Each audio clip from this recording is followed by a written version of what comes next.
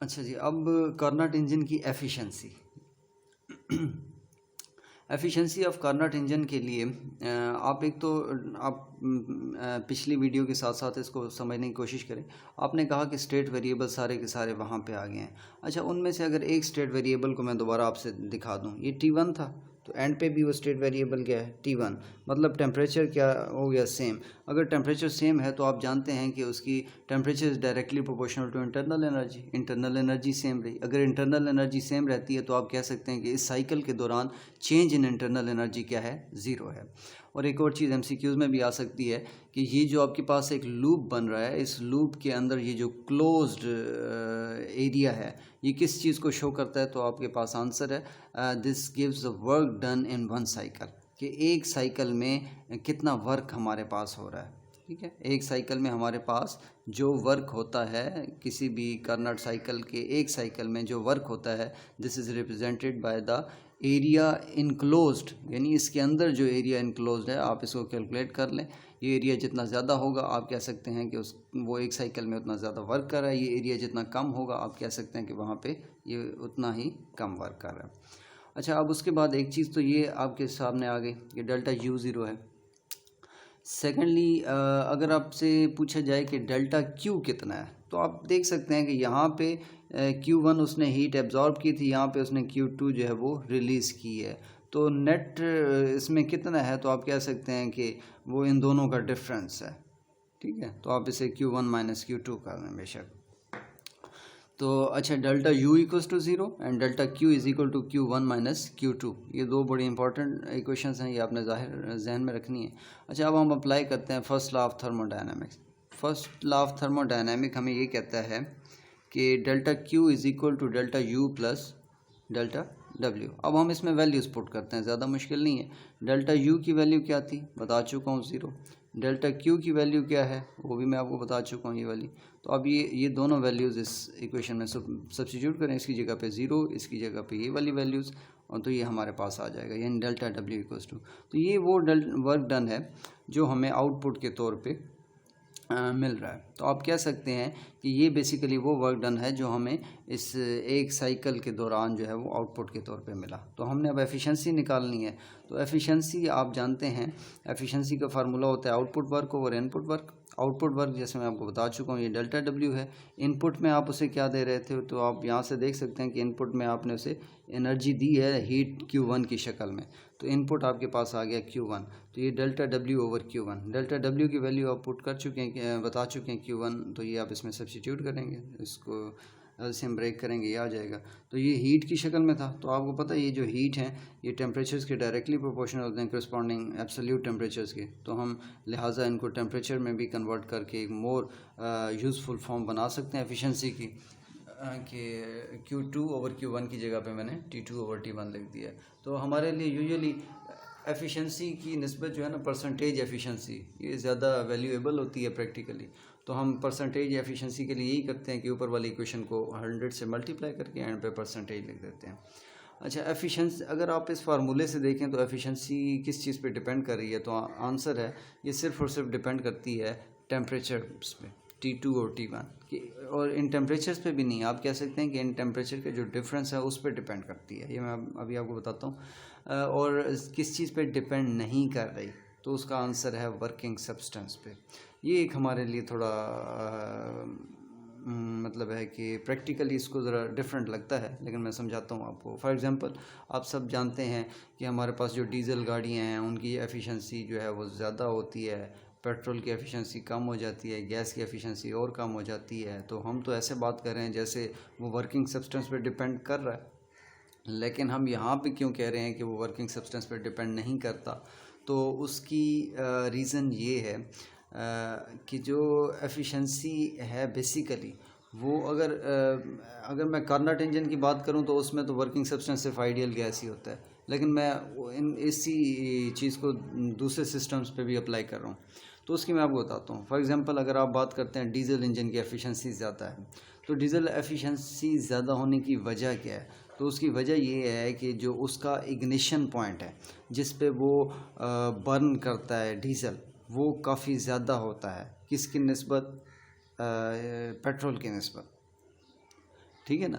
दोबारा देखिएगा कि एक चीज़ मैं आपको इन सिंबल्स को दोबारा रिपीट कर दूं, ये आप लोग पहले भी पढ़ चुके हैं कि ये जो T2 T1 है ये किसको ज़ाहिर करता है, हार्ट रिजर्वायर को, और T2 किसको ज़ाहिर करता है, कोल्ड रिजर्वायर को। तो जो T2 होता है ना, जो कोल्ड रिजर्वायर जो आप कह रहे हैं, ये तो यूजुअली हम जिधर ये गाड़ियाँ चला रहे होते हैं जिस एनवायरनमेंट में, उस एनवायरनमेंट का जो बाहर का टेम्परेचर है, या आप समझ लें कि जो रूम टेम्परेचर आप कह सकते हैं जैसे, वो हम लेते हैं T2, ठीक है ना। तो हम रूम टेम्परेचर को हम चेंज नहीं कर सकते। फॉर एग्जांपल आपके पास एक गाड़ी है, आप उसे किसी इलाके में चलाना चाहते हैं, तो आप इलाके के टेम्परेचर को चेंज नहीं कर सकते। हाँ, आप किस को चेंज कर सकते हैं, आप अपनी गाड़ी में यूज़ होने वाले फ्यूल के ज़रिए उस फ्यूल के टेम्परेचर को चेंज कर सकते हैं। कैसे चेंज कर सकते हैं? फॉर एग्ज़ाम्पल अगर आप की गाड़ी में डीज़ल यूज़ होता है, तो वो जो डीज़ल के लिए जो ये T1 होता है, क्योंकि डीज़ल जब बर्न करेगा तो वो जो डीज़ल की वजह से जो टेम्परेचर इंजन में डेवलप होगा वो T1 कहलाएगा। अब डीज़ल हाई टेम्परेचर पे इग्नेट होता है, बर्न करता है, तो इस लिहाज से उसके लिए T1 ज़्यादा होता है। जब T1 ज़्यादा होगा तो आप कह सकते हैं कि ये वाली रेशो क्या हो जाएगी, कम हो जाएगी। ये वाली रेशो कम होगी तो 1 में से कम चीज़ माइनस होगी। जब ये कम माइनस होगी तो ये वाली फैक्टर बड़ा हो जाएगा, तो हम कह सकते हैं कि परसेंटेज एफिशिएंसी बढ़ गई। तो दोबारा मैं आपको बताना चाह रहा था कि बेसिकली वो किस पे डिपेंड कर रहा है, कि उनके टेम्परेचर्स पे जिस पे वो इग्नेट कर रहे हैं। तो इसी तरह से आप अगेन मैंने इसी बात को लिख दिया है कि T2 जो है, यानी ये वाला T2, ये तो हम रूम टेम्परेचर लेते हैं, इसको तो आप नहीं वो ज़्यादा छेड़ सकते। So larger the value of T1, नहीं, सो आप कह सकते हैं कि जो larger the value of T1, यानी यहाँ पे T1 की वैल्यू जितनी ज़्यादा होगी, ये फैक्टर उतना ही क्या हो जाएगा, कम हो जाएगा। ये फैक्टर जितना कम होगा, 1 में से माइनस होने वाला फैक्टर कम हो जाएगा, तो ये जो आंसर है ये बड़ा हो जाएगा। बड़ा होगा तो परसेंटेज एफिशिएंसी उतनी ही बढ़ जाएगी। जस्ट अगर आपसे पूछा जाए कि एफिशिएंसी मैक्सिमम कितनी होगी, आइडियली बात की जा रही है, तो ये फैक्टर आप आइडियली ज़ीरो कर लें, तो मैक्सिमम एफिशिएंसी कितनी होगी, 1। अगर आपसे पूछा जाए कि मैक्सिमम परसेंटेज एफिशिएंसी कितनी होगी, तो अगेन अगर आप इस फैक्टर को ज़ीरो कर लेते हैं, किसी भी तरह से इमेजिन कर रहे हैं, जो प्रैक्टिकली पॉसिबल नहीं है, अगर ये ज़ीरो हो जाता है तो फिर ये 1 - 0 1 बच जाएगा। 100 से मल्टीप्लाई करेंगे तो 100%, यानी थ्योरेटिकली जो है ये इक्वेशन आपको बता रही है, मैथमेटिकली कर लें। मैथमेटिकली अगर एफिशिएंसी मैक्सिमम होती तो वो 1 होती, और परसेंटेज एफिशिएंसी मैक्सिमम होती तो वो 100% हो सकती थी। लेकिन हम इसको यहाँ पे देखते हैं कि आखिर ये क्यों नहीं होती प्रैक्टिकली। देखिएगा, परसेंटेज एफिशिएंसी अगर आप चाहते हैं कि 100 हो जाए, तो उसके लिए एक पॉसिबल है कि जो टेम्परेचर, ये वाला फैक्टर जो है ना, ये आपको पता है ये तो होता है हाई टेम्परेचर। ये आप जितना हाई करते जाते हैं उतनी एफिशिएंसी जो है वो बढ़ती जाती है।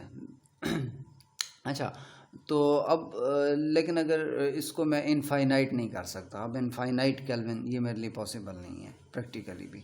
अच्छा, अब अगर ऊपर T2 की तरफ आ जाए, रूम टेम्परेचर की तरफ, फ़र्ज़ कर लें इसको हम कम करने का सोचें। अब इसको कम करते जाएं तो इतना कम करें कि ये 0 केल्विन हो जाए, ठीक है ना। तो फिर हम कह सकते हैं कि हाँ, ये अब 0 सारे का सारा जो है वो 0 हो गया, तो फिर एफिशिएंसी जो 1 हो जाएगी, या परसेंटेज एफिशिएंसी 100%।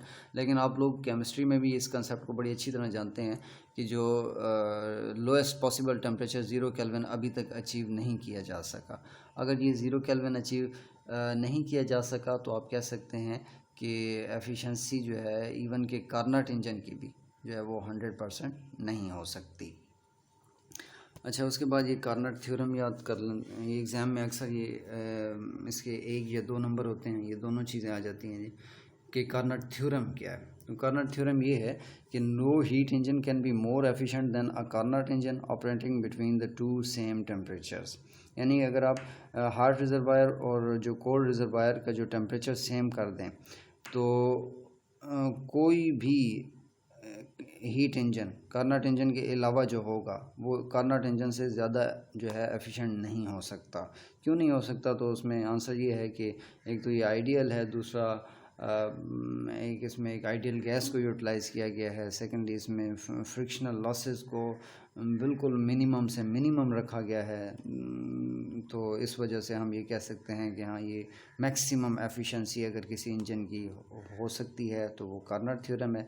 और इसके अलावा जितने भी इंजन्स हैं, अगर वो उसी सेम टू टेम्परेचर्स के दरमियान काम कर रहे हैं तो उसकी एफिशिएंसी कार्नट इंजन से हमेशा कम होगी।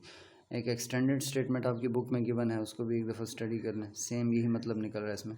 All Carnot engines operating between the same to temperatures have the same efficiency irrespective of nature of working substance. पहले भी ऊपर बता चुका हूँ आपको कि अगर वर्किंग सब्सटेंस चाहे कोई भी हो, आप जितना भी चेंज कर दें, लेकिन जो है वो टेम्परेचर्स, लो टेम्परेचर रिजर्वायर और हाई टेम्परेचर रिजर्वायर, वो अगर सेम होने चाहिए तो फिर जितने भी कार्नट इंजन हैं सब की एफिशिएंसी सेम निकलेगी।